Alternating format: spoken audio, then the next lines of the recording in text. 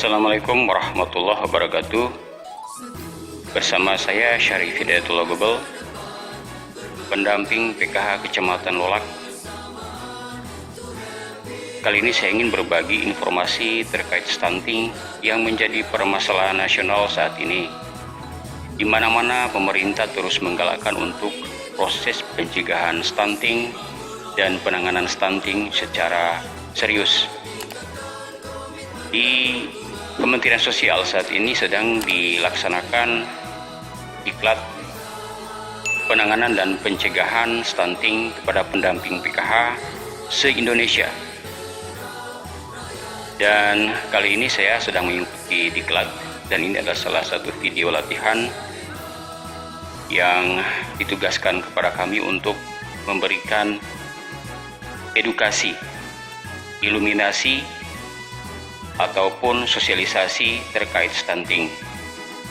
Stunting bukanlah suatu penyakit kronis yang ditakuti oleh masyarakat, tetapi stunting adalah satu keadaan di mana tinggi badan anak tidak sesuai dengan usianya atau tidak sama dengan anak seusianya.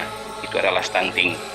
Jadi stunting ini sesuatu keadaan yang akan menyerang, yang akan dialami oleh anak kita jika kita tidak peduli terhadap gizi ataupun kesehatan anak tersebut.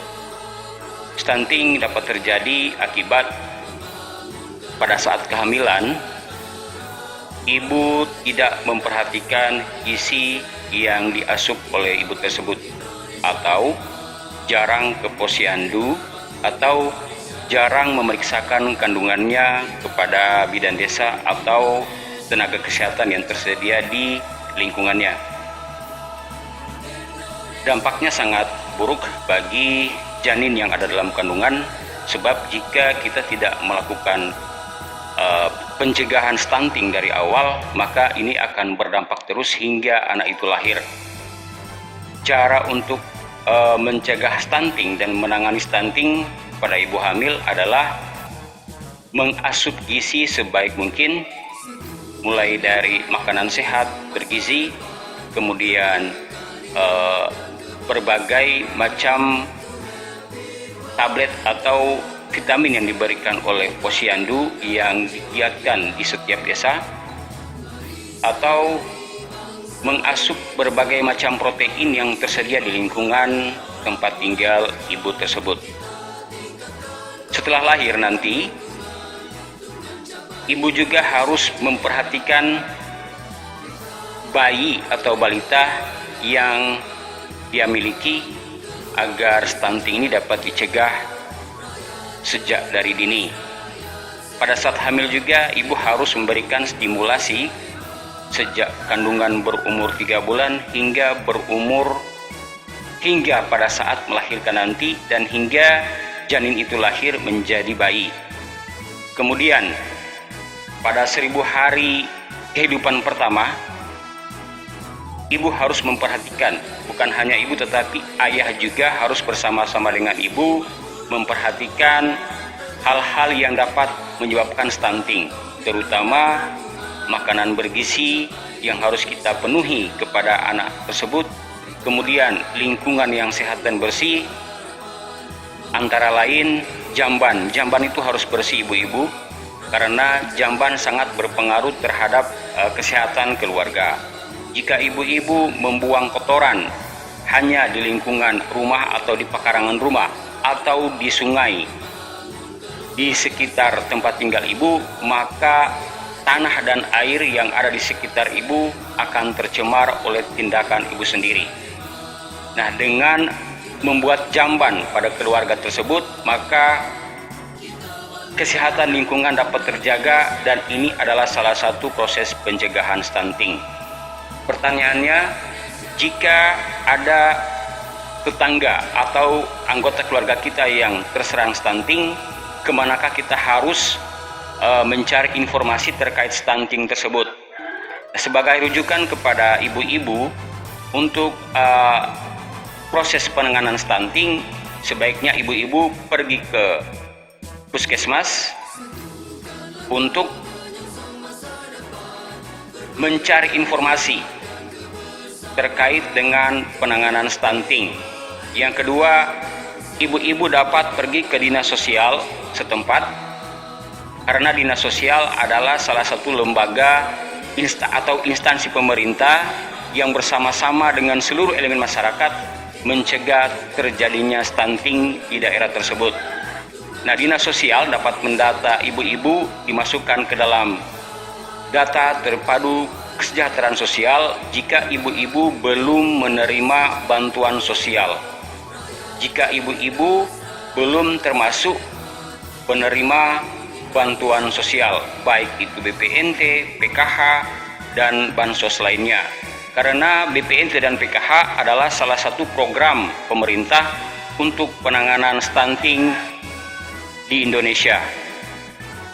Kemudian, jika ibu-ibu merasa jauh untuk pergi ke puskesmas atau pergi ke dinas sosial, maka ibu-ibu dapat mencari informasi kepada SDM Kesos, antara lain pendamping PKH, pendamping BPNT, TKSK, atau relawan seperti Karang Taruna, Tagana, PSM, dan lain sebagainya yang dapat membawa ibu-ibu atau mengambil informasi dari ibu dan menyampaikannya kepada instansi dinas sosial untuk proses penanganan stunting sesegera mungkin.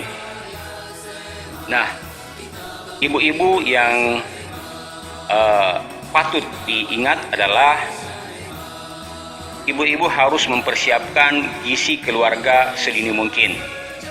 Jika ibu memiliki bayi atau sedang mengandung, karena ini sangat penting dilakukan oleh ibu-ibu untuk proses pencegahan stunting pada keluarga ibu. Nah, itu yang dapat saya sampaikan. Semoga ini bisa bermanfaat bagi ibu-ibu. Teruslah mencegah stunting dengan cara memberikan gizi dan menjaga kesehatan lingkungan kita. Diingatkan kembali kepada ibu-ibu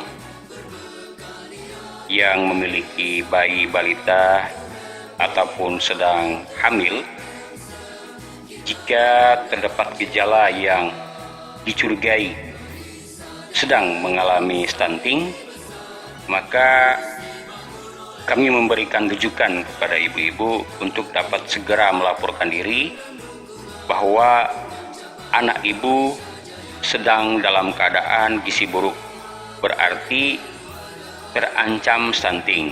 Nah, lembaga-lembaga yang harus ibu-ibu kunjungi antara lain puskesmas sebagai lembaga pemerintah atau instansi pemerintah yang menangani kesehatan masyarakat.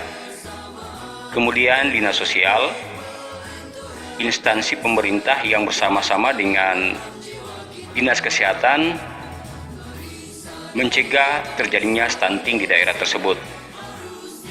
Kemudian pusat kesejahteraan sosial seperti Orsos, ya, atau lembaga kesejahteraan sosial lainnya, LKS, itu juga salah satu lembaga yang bisa ibu-ibu kunjungi untuk mencari informasi terkait stunting. Kemudian kontak telepon pelayanan sosial anak PEPSA itu adalah salah satu juga bagian daripada penanganan stunting. Yang berikut adalah Balai Loka Rehabilitasi Sosial Anak yang memerlukan perlindungan khusus. Nah, itu salah satu lembaga yang dibentuk oleh pemerintah untuk penanganan stunting. Ada juga di bidang lembaga swasta yang bersama-sama dengan pemerintah menangani stunting. Nah, itu sebagai rujukan kepada ibu-ibu jika ibu-ibu melihat atau merasakan atau mengalami bahwa ada keluarga ibu yang sedang mengalami stunting. Nah, ini adalah rujukan-rujukan yang dapat ibu-ibu gunakan untuk atau melaporkan keadaan yang dialami oleh keluarga tersebut. Demikian yang boleh saya sampaikan kepada ibu-ibu. Semoga ini bisa bermanfaat bagi kita dalam proses pencegahan stunting. Assalamualaikum warahmatullahi wabarakatuh.